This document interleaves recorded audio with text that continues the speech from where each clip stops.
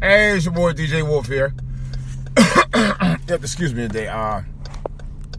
This is impromptu Friday the day edition of DJ Wolf Live. I'm going to do my podcast later on. I was going to do an earlier podcast about 8 this morning, and I said, not right now. I got a little run around to do today, so this is what I'm going to talk about. Today's Friday. Friday the day, March the 2nd, 2018. And it's cloudy. Well, it looks like it's mostly cloudy. They're talking about snow today. And it'll drop, the temperature drop by 20 degrees. I say, damn, I was just getting used to spring coming early. You know, Punxsutawney Phil was right. Spring did come early today. It didn't come within 6 weeks. It came within like about 2 or 3 weeks. And the last couple of weeks, well, definitely the past week and a half, it's been like the temperature's like up to 70 degrees in February. We hadn't got to March yet. Now we just getting to March. It dropped back 20 degrees. 25, at least 25 degrees. Like, damn. What happened? I was just getting used to it. I was ready to break out my spring, summer clothes already. You know. Oh, well. Anyway, and it's windy. I don't know what out in this area. They said the East Coast was going to get hit hard with the winds. But, I'm trying to think what I wanted to talk about. Well, tonight I'm definitely going to be talking about Black Panther, what I didn't like about it, and what could be improved, and what it holds for the future of black cinema and black filmmakers. Because I do think that there's something that can elevate and motivate people to build black cinema studios, man. It's about time. It's long overdue. It's long overdue. You know, we got the talent. We have the producers, we have the directors, we have the writers, we have the actors. Okay, we have a lot of that. Okay, there's no reason in 2018 that of all the people that work out in, you know, in the entertainment and sports fields, that we should not own at least 2 or 3.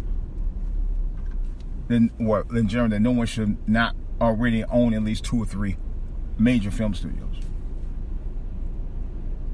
All right.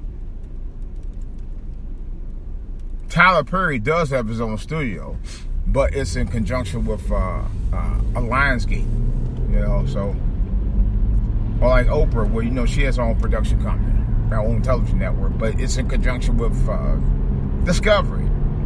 How come? You know, that's one thing.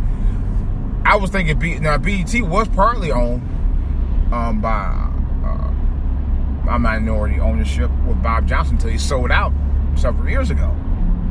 You know?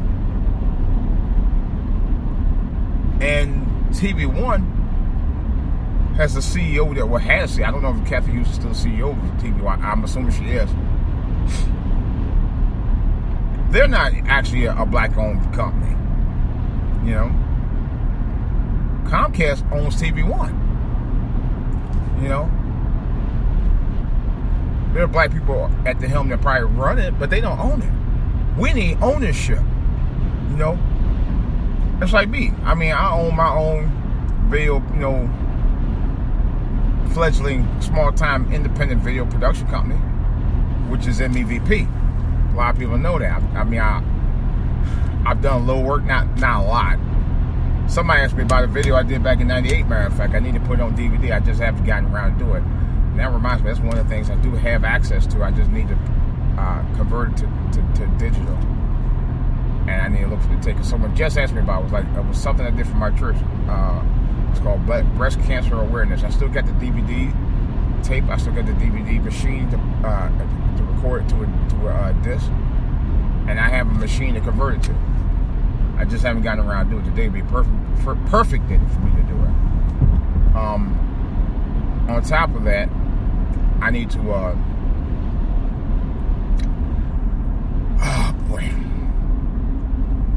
I need to damn. tape. Because the tape is right, actually, it's in my, somewhere house. I know I saved it. I didn't throw it out, but I did save it. I thought I had a disc of it. But I got to find it because I need to really convert that whole DVD to it. But it's a lot of memory it's going to take to convert it, because that conversion is a massive bear. Which means I'm going to have to probably get a big hard drive to convert it over. And I thought I had it on a hard drive somewhere. But nevertheless, I also outright own my own DJ service, you know, and I've been doing DJ, you know, at least consecutively for the last several years.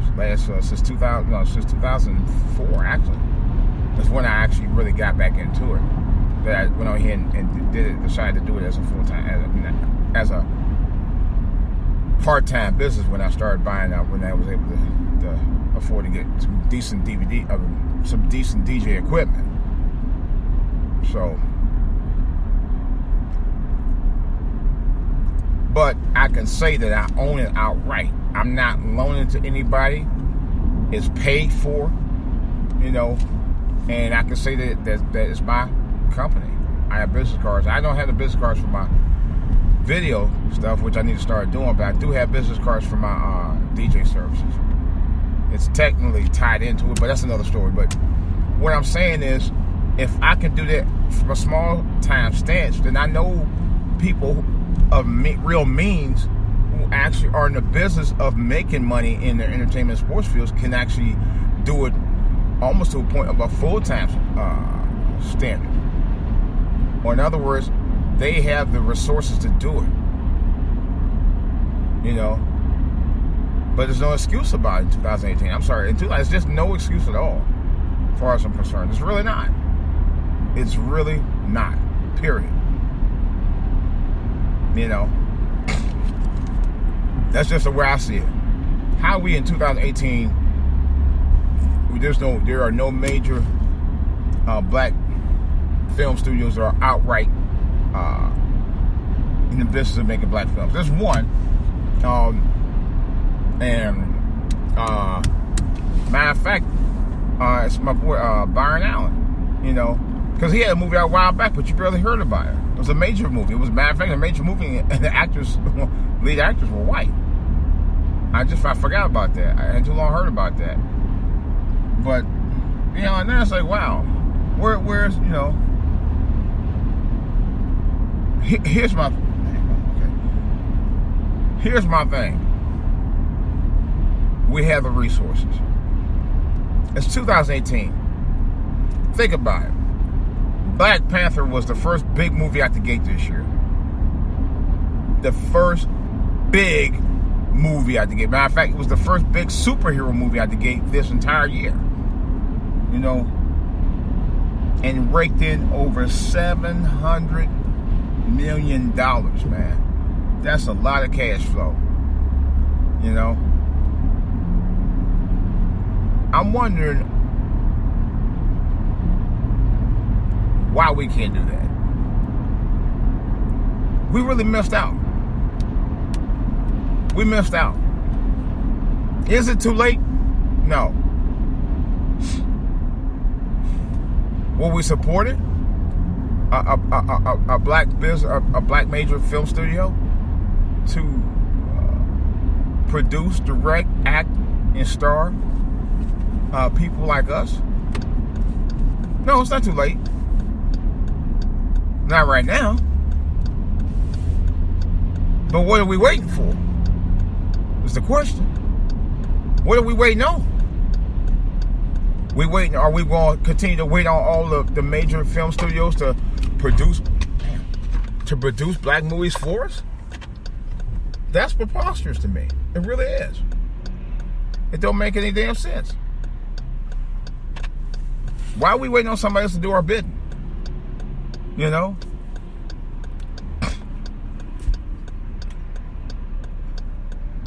Why? I have no clue. I'm somewhat dumbfounded on it, to tell you the truth. Baby, this is 2018, baby. There's no reason we should be waiting for somebody else to do what we've been doing all along. Or we had the capacity and the resources to do along. Bring in our own A game.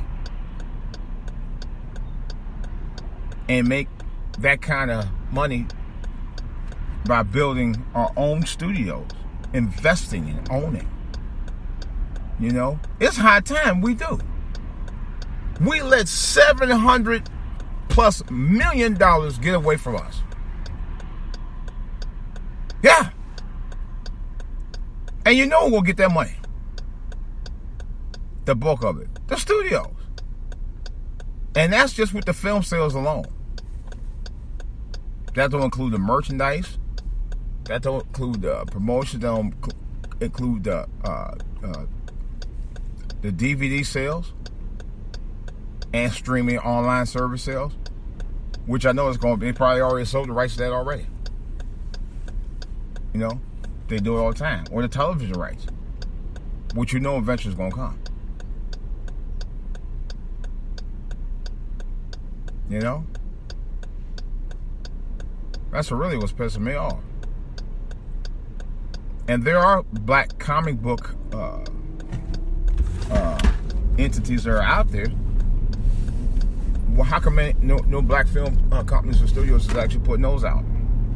I know they will say budget, but that's what I'm talking about. Budget. I'm talking about squarely budget. You know? Squarely the very things we could be doing right now, but we're waiting on everybody else to do it for us. Then we complain about how come the studios ain't producing black movies about black people? Because they don't have to at this point. You have the talent to do it yourself. You know? We have the resources now to call the shots in 2018. There's no excuses for it anymore. I'm sorry, people. There is no excuses. But you know, the general black public going to say, well, black people, we poor, we don't have that kind of money. And, of course, we're going to hear people like Yvette Carnell, yeah, I'm calling her out, who going to say, we ain't got no money. You know, bullshit. I'm calling bullshit on it. I'm sorry. I'm going to call straight out bullshit on it. You know, there's no time to be making excuses anymore. I'm sorry. I'm tired of it. You know, as a African American myself, you know, I've been hearing excuses all my life about what you can't do. You know, I was told that from the time I was very young. Nah, you don't need to be doing that. You can't do that. Why are you down there doing this? Why are you down there doing that? Because the opportunities were there. The opportunities were there.